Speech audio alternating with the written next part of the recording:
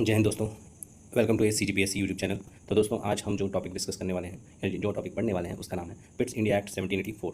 तो दोस्तों Pitt's India act याद आपको पता है, मैंने पहले भी दो एक्ट्स आपको करा चुके हैं। पहला है रेगुलेटिंग एक्ट और दूसरा है act of 17 amending act of 1781। तो इसी सीरीज़ में दोस्तों आज हम पिट्स इंडिया एक्ट 1784 को पढ़ेंगे। ठीक है, तो दोस्तों इसका बैकग्राउंड समझ लेते हैं। आइए देखिए, बैकग्राउंड समझते हैं। रेगुलेटिंग एक्ट 1773 लागू होने के बाद भी ईस्ट इंडिया कंपनी में भ्रष्टाचार, प्रशासनिक व्यवस्था और नियंत्रण की समस्या बनी रही। मतलब जब रेगुलेटिंग एक्ट लागू किस लिए किया गया था दोस्तों? क्योंकि कंपनी में बहुत सारा भ्रष्टाचार, प्रशासनिक व्यवस्था और नियंत्रण थी। अब ये रेगुलेटिंग एक्ट बना दिए, अमेंडिंग एक्ट भी ला दिए, उसके बाद भी प्रशासनिक भ्रष्टाचार, प्रशासनिक व्यवस्था और नियंत्रण की समस्या बनी रही। तो इसके लिए क्या किया गया? ब्रिटेन के जो प्रधानमंत्री थे, उनका उस समय जो प्रधानमंत्री थे उनका नाम था विलियम पिट। उन्होंने 1784 में पिट्स इंडिया एक्ट पारित किया। ठीक, अपने ब्रिटिश पार्लियामेंट में। ठीक है, तो फिर ये उसके मेन प्रोविजंस जो थे दोस्तों, उसके एक एक करके हम पढ़ते हैं। आइए, तो पहला था बोर्ड ऑफ कंट्रोल की स्थापना।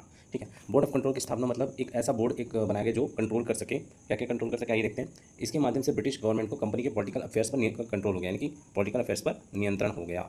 ठीक है, तो आपको पता होगा कि पहले कोर्ट ऑफ डायरेक्टर्स रहते थे और वही सारा कुछ काम करते थे। ठीक है, तो अभी क्या हो गया, एक बोर्ड ऑफ कंट्रोल बनाया गया जिसके माध्यम से क्या हो गया, जितने भी देखो आपको ये बताऊँ मैं कि कंपनी के दो फंक्शंस मेनली थे। एक थे कमर्शियल फंक्शंस, ठीक है, यानी कि व्यापार वाला। ठीक है, और दूसरा था पॉलिटिकल। पॉलिटिकल मतलब राजनीतिक, यानी जिस क्षेत्र में वो कर रहे हैं व्यापार, उसका जो वहाँ की राजनीति थी उसमें दखलंदाजी। तो ये पॉलिटिकल अफेयर्स है ना। तो पॉलिटिकल अफेयर्स के लिए क्या बनाया गया? बोर्ड ऑफ कंट्रोल की स्थापना की गई। ठीक है, अब यहाँ पे डुअल गवर्नमेंट सिस्टम बनाया गया। तो कोर्ट ऑफ डायरेक्टर्स क्या करेगा अभी? कमर्शियल अफेयर्स, मतलब मैं जैसे बताया दो चीज़ें थी वहाँ की, कमर्शियल अफेयर्स और पॉलिटिकल अफेयर्स। तो पॉलिटिकल कमर्शियल अफेयर्स को कौन हैंडल करेगा दोस्तों? तो कोर्ट ऑफ डायरेक्टर्स, यानी कि कोर्ट ऑफ डायरेक्टर्स जो सारा कुछ पहले रिपोर्ट करते थे, है ना, मतलब वहाँ की ब्रिटिश पार्लियामेंट को। ठीक है, उसके बाद क्या किया गया? पॉलिटिकल अफेयर्स जो था वो बोर्ड ऑफ कंट्रोल देखेगी, है ना। ठीक है, अब गवर्नर जनरल जो थी उसकी शक्तियों में, तीसरा पॉइंट, गवर्नर जनरल की शक्ति में वृद्धि की गई। ठीक है, तो गवर्नर जनरल ऑफ जो बंगाल था उसकी शक्तियों में वृद्धि की गई। क्या किया गया? देखो आपको पता होगा कि गवर्नर जनरल की काउंसिल को थी, उसमें 4 मेंबर्स थे, है ना। एग्जीक्यूटिव काउंसिल जो थी गवर्नर जनरल की, एक मतलब कि क्या था, एक ग्रुप था, है ना। तो उसकी जो काउंसिल था उसमें सदस्य कितने थे? 4। तो अब ये जो संख्या थी ना दोस्तों, उसको 4 से घटाकर कितना रख दिया गया?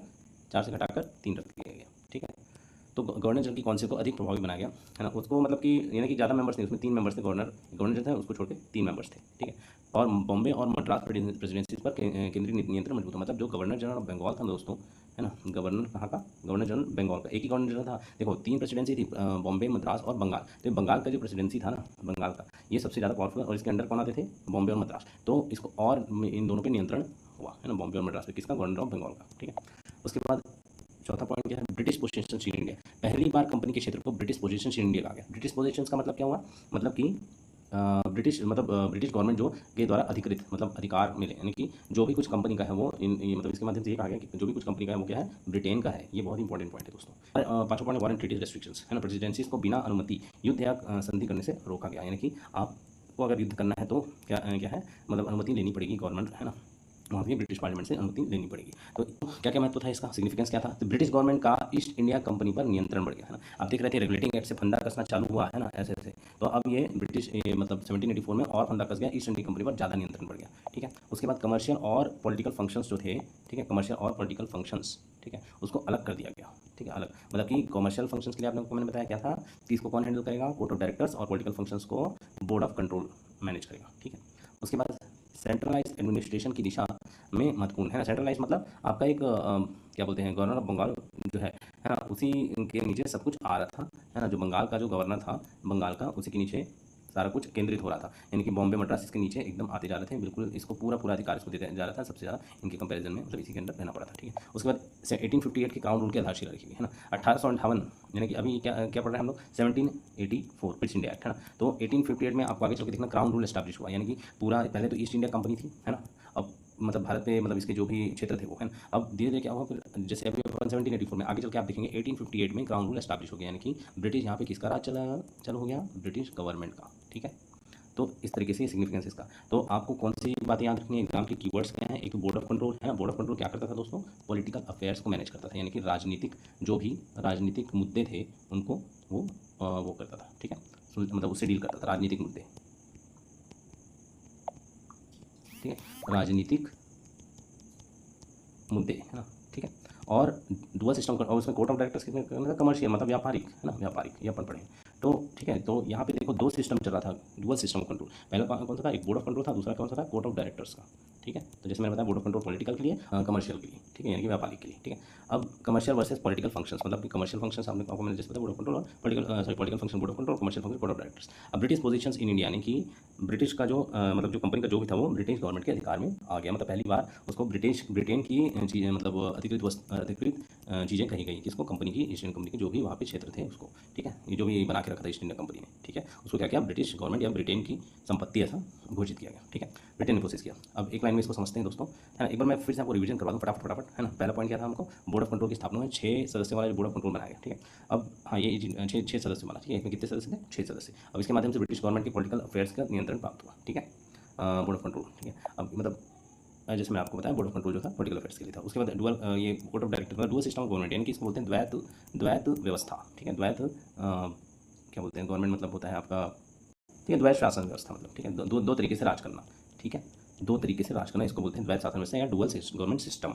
ठीक है, तो गवर्नमेंट पहला कौन सा सिस्टम था, कोर्ट ऑफ डायरेक्टर्स का था, है ना, जो कि कमर्शियल अफेयर्स को मैनेज करता था, यानी कि व्यापारिक। ठीक है, और दूसरा कौन सा था, वो पॉलिटिकल अफेयर्स को कौन मैनेज करता था, पॉलिटिकल अफेयर्स मतलब राजनीतिक। ठीक, राजनीतिक। ठीक है, अब तीसरा पॉइंट था कि गवर्नर जनरल की शक्ति में वृद्धि की गई, है ना। तो उसके कॉन्सेप्ट को 4 से घटाकर 3, मतलब अब क्या था, गवर्नर जनरल जो था ना उसको सिर्फ 3 लोगों को की सहमति लेनी पड़ती थी, या फिर यानी कि 3 लोगों जब सहमत होते तो कोई भी काम हो जाता था आराम से, 4 को नहीं पूछना पड़ता, है ना। और बॉम्बे और मद्रास प्रेसिडेंसी जो थी तो उसका केंद्रीय नियंत्रण मजबूत हो गया। ठीक है, अब ब्रिटिश पोजीशंस इन इंडिया जो था उसको मतलब कंपनी के क्षेत्रों को पहली बार ब्रिटिश पोजीशंस कहा गया। और उसके बाद 5वां पॉइंट है वॉर एंड रिस्ट्रिक्शंस, यानी कि जो भी युद्ध करना है आपको वो पूछ के करना है ब्रिटिश के पार्लियामेंट से। ठीक है, जो भी प्रेसिडेंसी इसको बिना अनुमति युद्ध या संधि करने से रोका गया, यानी कि ये जो भी प्रेसिडेंसी अगर युद्ध करना चाहे तो फिर ये ब्रिटिश पार्लियामेंट से पूछना पड़ेगा। ठीक है, तो इस तरीके से उम्मीद है अब एक बार समराइज कर देते हैं। वन लाइन रिविजन क्या, ब्रिटिश इंडिया एक्ट 1784 है, बोर्ड ऑफ कंट्रोल की स्थापना कर ईस्ट इंडिया कंपनी के पॉलिटिकल अफेयर्स पर, एक मिनट फिर से देखते हैं। ब्रिटिश इंडिया एक्ट 1784 ने क्या किया, बोर्ड ऑफ कंट्रोल की स्थापना कर ईस्ट इंडिया कंपनी के पॉलिटिकल अफेयर्स पर ब्रिटिश गवर्नमेंट का नियंत्रण स्थापित किया, यानी कि ईस्ट इंडिया कंपनी अब पूरी तरीके से किसके चंगुल में आ गई, ब्रिटिश गवर्नमेंट के चंगुल में आ गई। और वहाँ पे कौन सी व्यवस्था, द्वैत व्यवस्था, यानी कि डुअल सिस्टम ऑफ कंट्रोल की शुरुआत हो गई, है ना। पहला था बोर्ड ऑफ कंट्रोल और दूसरा था court of director. Board of control political affairs और कोर्ट ऑफ डायरेक्टर कमर्शियल या फिर व्यापारिक। ठीक है, पॉलिटिकल मतलब राजनीतिक। ठीक है, तो उम्मीद है इससे आपको बहुत ही क्लैरिटी मिली होगी। और ऐसे ही मैं यूट्यूब वीडियोस लाता रहूँगा। प्लीज़ दोस्तों आपसे गुजारिश, प्लीज़ आप लोगों की तरफ से सपोर्ट दिखाइए। तो इस मतलब एक्ट्स की सीरीज़ में मैं और भी जितने भी इंपॉर्टेंट एक्ट्स सबको लाते रहूँगा और आपको क्लियर करते रहूँगा इस टॉपिक को, इन टॉपिक्स को। ठीक है, तो आज के लिए बस इतना ही। जय हिंद, जय भारत, जय छत्तीसगढ़।